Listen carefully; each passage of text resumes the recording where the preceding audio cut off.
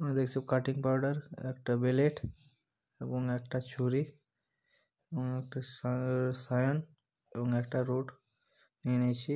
আমরা আম গাছটি গ্রাফটিং করব, তার জন্য আমরা সায়ানের যে পাতাগুলো আছে সেগুলো আমরা ছেটে নিচ্ছি এবং এটাকে আমরা একটু ভি শেপে কেটে নেব।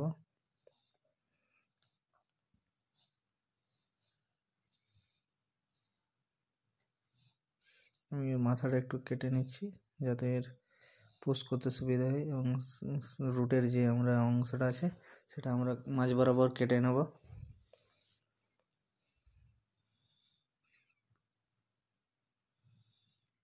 মাঝ বরাবর কাটা হয়ে গেছে একটা চেরা এবং এটাকে আমরা সাইড থেকে যে আছে, যে কাটা অবস্থাতে আছে, আমরা কাটিং পাউডার দিয়ে দিচ্ছি এর মধ্যে এবং পলিথিন দিয়ে আমরা মুড়িয়ে দেবো কাটা অংশটা ভালো করে।